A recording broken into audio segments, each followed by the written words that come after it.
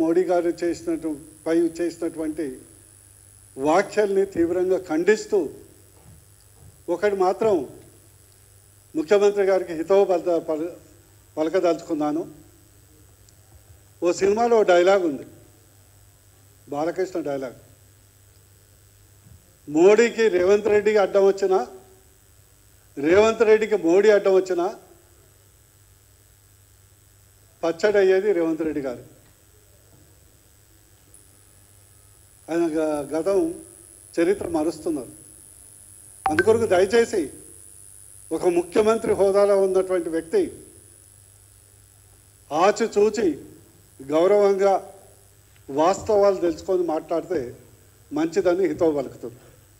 ఈరోజు మోడీ గారిని ఉద్దేశించు ఒక కులగజ్జితో కులహంకారంతో ఒక ముఖ్యమంత్రి అయినా ఇంకా కూడా మోడీ లీగల్లీ కన్వర్టెడ్ బీసీ అని, మోడీ బీసీ కాదని, మోడీ ఏదో తనకు తను బీసీగా కన్వర్ట్ అయిందని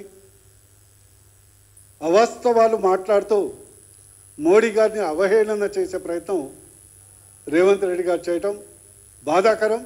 దీన్ని తీవ్రంగా ఖండిస్తున్నాం. ఈరోజు వాళ్ళని అడగదలుచుకున్నాను, మోడీ గారు ఎప్పుడు నేను బీసీ అని చెప్పలే, ఎప్పుడని చెప్పిండా? మోడీ గారు ఎప్పుడన్నా నేను బీసీ అని చెప్పిండా? ఆయన మోడీ కా పరివార్, జగమంతా నా కుటుంబమే, భారతదేశమంతా నా కుటుంబ సభ్యులే అని చెప్పిండు, ప్రవర్తిస్తుండు. ఏ పథకాలైనా కూడా కుల మతాలకు అతీతంగా అందరికీ వర్తింపజేస్తుండే. కానీ ఎప్పుడు ఆయన కులాల ప్రస్తావన తెచ్చినటువంటి వ్యక్తి.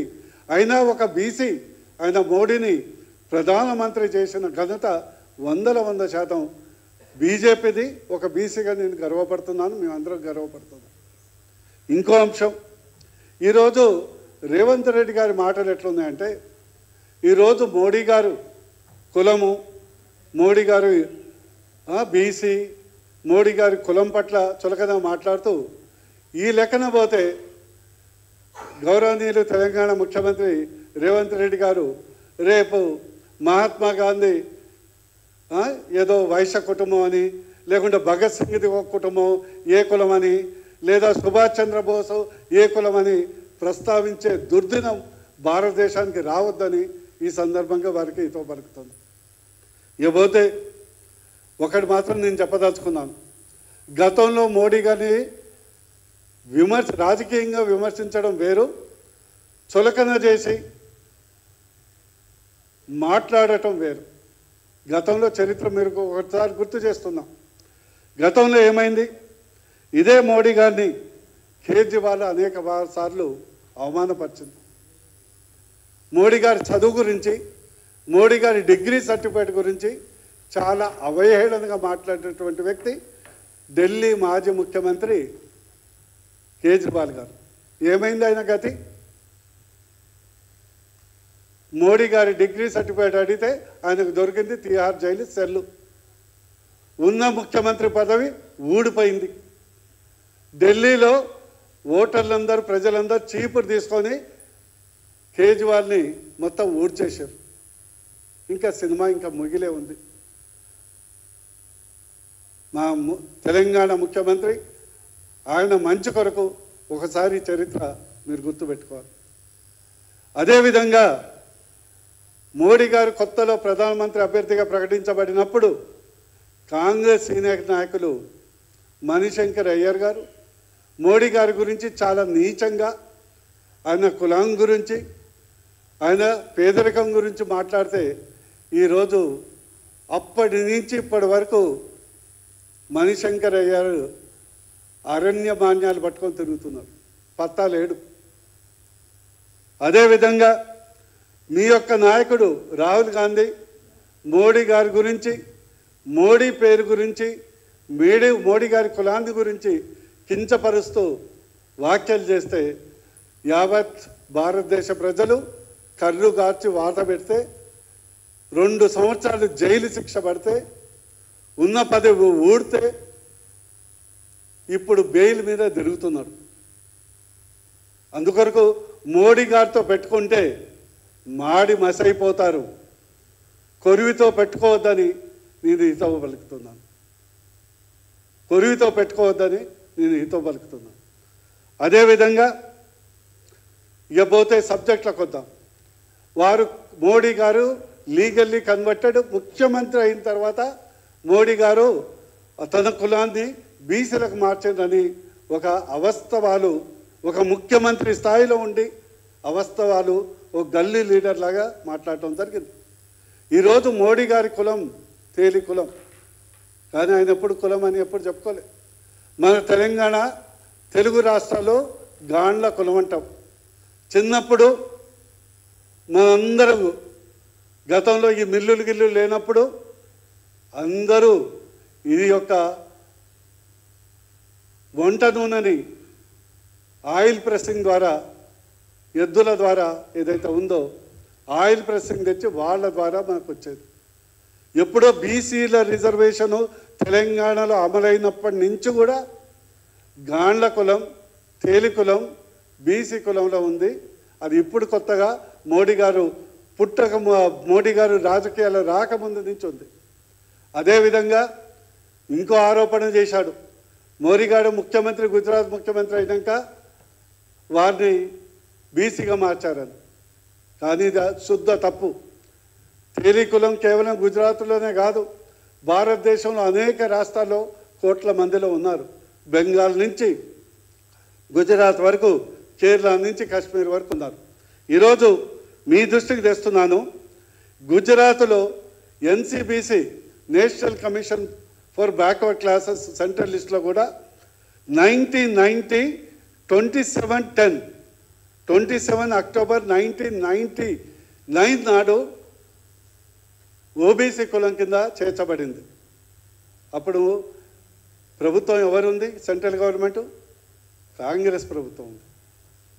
మోడీ గారు కనీసం రాజకీయాల్లో ఒక బీజేపీ పార్టీలో ముఖ్యమంత్రి కాదు, మంత్రి కూడా లేడు. అవాస్తవాలు మాట్లాడొద్దని వారికి హితవు పలుకుతున్నాం. అనేక మంది ఈరోజు మీకు ఇంకో నగ్న సత్యం, ఈరోజు చాలామంది మీడియా మిత్రులు చూస్తే అవాక్కైపోతారు. తెలంగాణ రాష్ట్రంలో జరుగుతున్నటువంటి మోడీ గారి కులం చెప్పుకొని ఎంతమంది బీసీ సర్టిఫికెట్లు పొందుతున్నారో ఈసారి మీకు చెప్పదలుచుకున్నాను.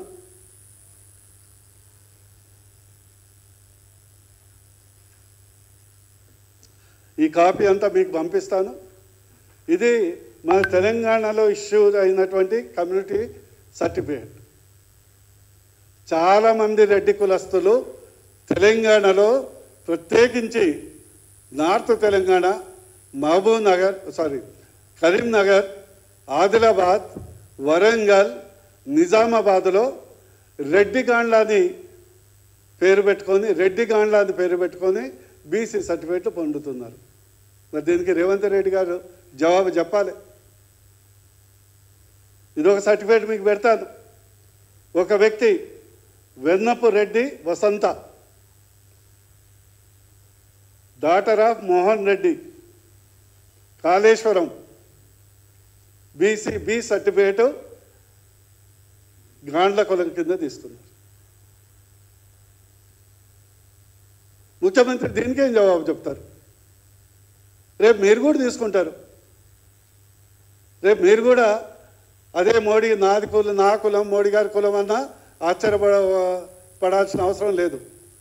అందుకొరకు భారతదేశంలో ఈరోజు కులాలకు అతీతంగా, మతాలకు అతీతంగా ఒక విశ్వగురువుగా, ఒక యుగ పురుషుడిలాగా ఉన్నటువంటి వ్యక్తిని, మోడీ గారిని కించపరచడం, కొరువితో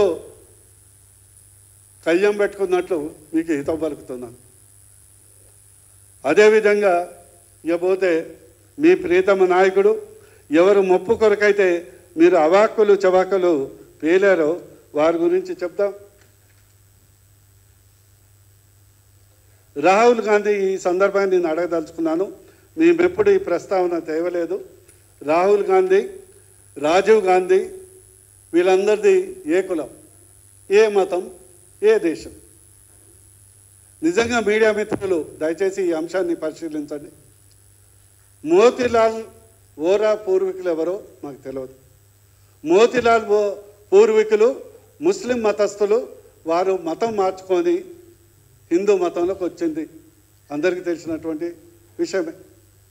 అదేవిధంగా ఇందిరాగాంధీ గారు, వారి భర్త ఫిరోజ్ ఖాన్ గారు, మరి ఇందిరాగాంధీ గారికి ఫిరోజ్ ఖాన్ గారికి పుట్టినటువంటి రాజీవ్ గాంధీ ఏ మతస్థుడు, ఏ కులస్థుడు? మీరు చెప్పాలి. ఏ మతస్థుడు, ఏ కులస్థుడు? మరి సాధారణంగా రాజీవ్ ఖాన్ అని పెట్టుకోవాలి కదా. అసలు గాంధీ అనే తోక వీళ్ళకి ఎట్లొచ్చింది? గాంధీ అనే తోక నెహ్రూ కుటుంబానికి